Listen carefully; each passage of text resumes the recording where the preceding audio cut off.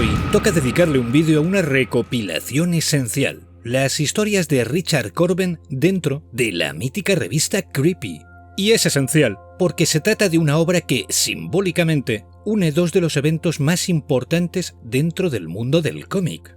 La aparición de una revista para adultos que pudo combatir la censura y llegar a convertirse en un nuevo modelo cultural, y la participación de Richard Corben dentro de la misma. El autor, que cambió para siempre las reglas técnicas del medio y que, a su vez, consiguió que la impresión, las calidades del papel y los formatos evolucionasen hacia lo que hoy conocemos. Pero empecemos por el principio y hablemos sobre Creepy y sobre su sello, Warren Publishing. Debido al auge del cine de terror y fantástico que se produjo a mediados de los años 50, primero con el show de Vampira y unos años más tarde con las reposiciones televisivas de los clásicos de la Universal, James Warren decide crear en 1958 una editorial inicialmente especializada en lo que hoy en día podríamos clasificar como el fenómeno monster o el fantaterror, aunque este término se suele emplear concretamente con el cine español de este estilo. Y con este enfoque en mente, lanza al mercado Famous Monsters of Filmland. Por poner un símil rápido con el que comparar, esta revista fue la que impuso el modelo que más tarde veríamos replicado en las geniales Fangoria y semejantes, incluyendo reportajes sobre películas del género, fotografías de los rodajes, inclusive entrevistas con las estrellas del momento. Famous Monsters of Filmland fue un éxito rotundo en su momento de lanzamiento, y James Warren, viendo que existía una alta demanda de este tipo de contenidos, fue lanzando al mercado nuevos productos semejantes dirigidos a un público cada vez más especializado. Es de esta forma que la Warren Publishing, durante los siguientes años, publica las revistas Help, Spaceman y Monster World. Esta última, al incluir historietas o tiras de cómic de terror, sería el auténtico antecedente de todo lo que vendría después, Creepy, Eerie y Vampirella. Y es a finales de 1964 cuando realmente comienza esta historia, con la llegada de Creepy a los kioscos de prensa. El problema con este tipo de publicaciones en aquel momento, cómics para adultos, era el de la autocensura que proponía el gobierno norteamericano con su sello CCA, Comics Code Authority. Las publicadoras podían elegir entre censurar sus productos y dirigirlos hacia todos los públicos, pudiendo añadir el sello regulador en sus obras, o no censurarse y evitar llevar el sello en portada. En teoría, esto era una elección libre y simplemente servía para que los consumidores, principalmente los padres, tuviesen claro qué podían leer sus hijos y qué no. Pero claro, esa era la teoría, porque la realidad era que si no incluías el sello, que debía validar la autoridad pertinente previa revisión, no podías situar tus cómics a la vista. Tampoco podías mezclarlos con los que sí llevaban la validación y, lo más grave de todo, la mayoría de comercios se negarían a venderlos y tendrías serios problemas de distribución. Llegados a este punto, y antes de contaros cómo resolvió este problema nuestro amigo James Warren, cabe resaltar que esta tragedia del sello CCA, que como idea reguladora era buena, pero que detrás de sí escondía a una organización mafiosa que saboteaba a todo aquel que no la implementase, no era algo nuevo, de la misma forma que Creepy tampoco lo fue. Y es que ya a mediados de los años 50 la CCA se encargó de sabotear y de perseguir con tanta ira a EC Comics que tuvieron que dejar de publicar Tales from the Crypt, verdadera inspiración de la Warren a la hora de crear Creepy.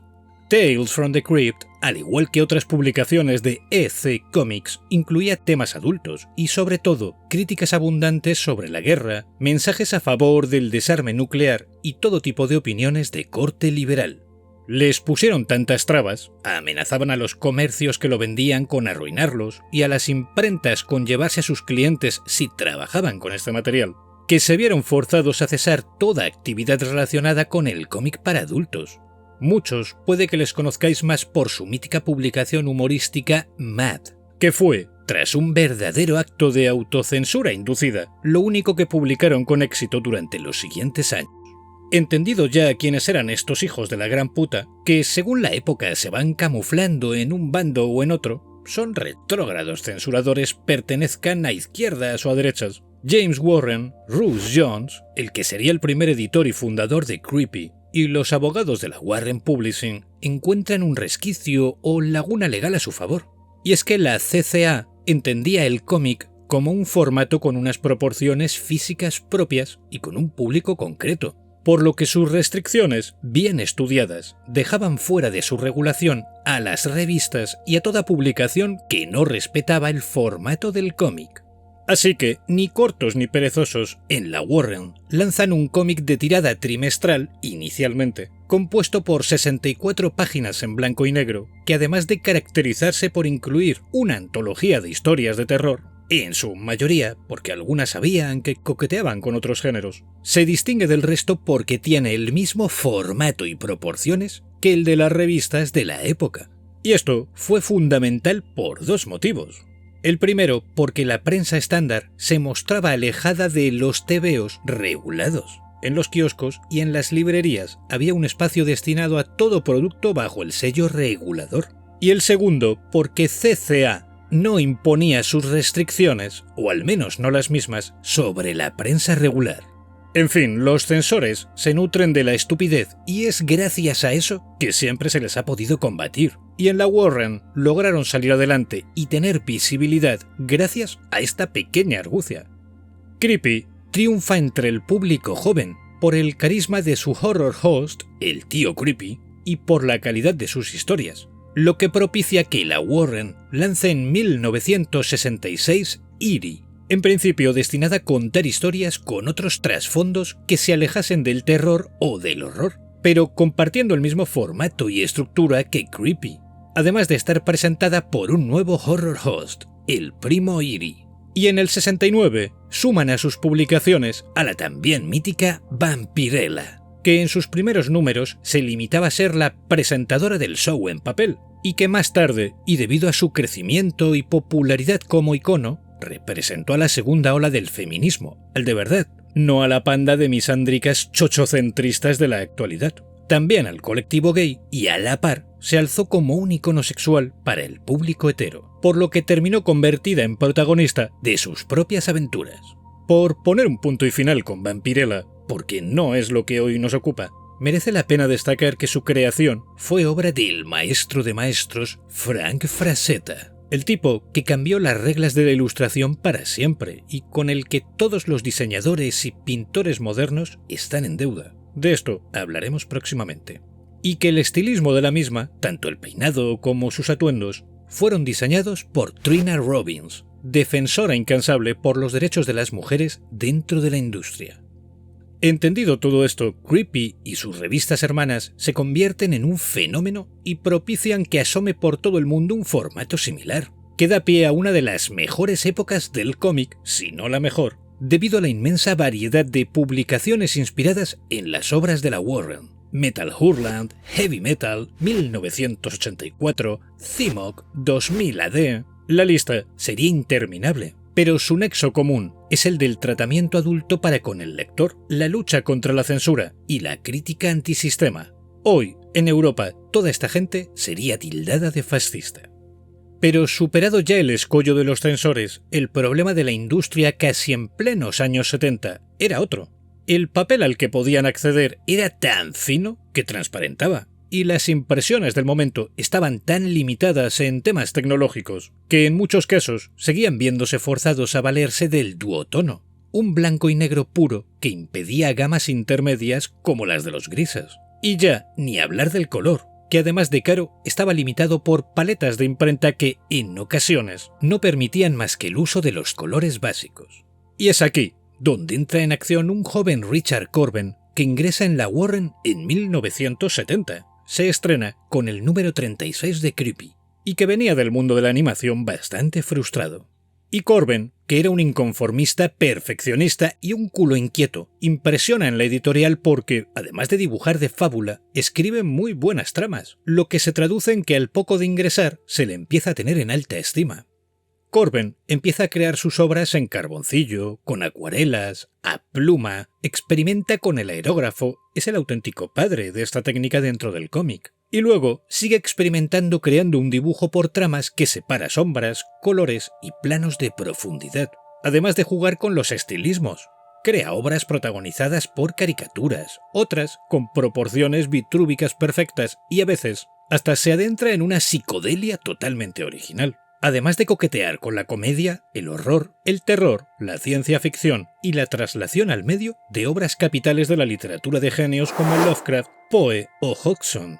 Era un tipo que si estaba quieto 2 minutos, explotaba. Y claro, toda esa experimentación caía en saco roto porque ¿de qué le valía construir personajes súper ricos en matices si luego en imprenta desaparecía el detalle? ¿O para qué iba a dibujar a color con paletas ricas en tonos si luego la maquinaria estaba limitada a mostrar algo mucho más básico?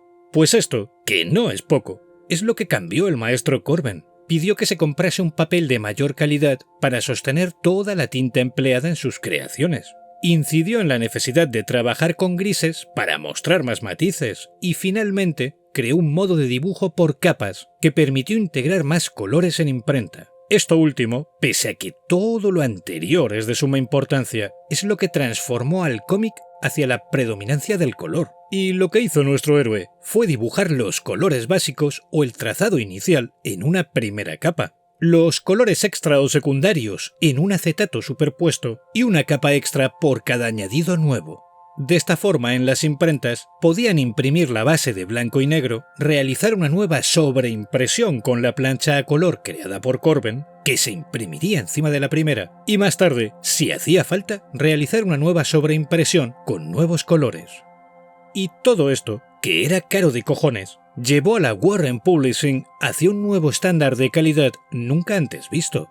Lo cierto es que variaba según los ingresos, pero si la cosa les iba bien, pagaban esas calidades. Y es que si querían mostrar lo que Corben hacía con los sombreados o con sus técnicas de color, no les quedaba otra. Y el público lo celebró y pagó por ello, porque nadie durante un tiempo mostraba lo que las revistas de la Warren eran capaces de mostrar.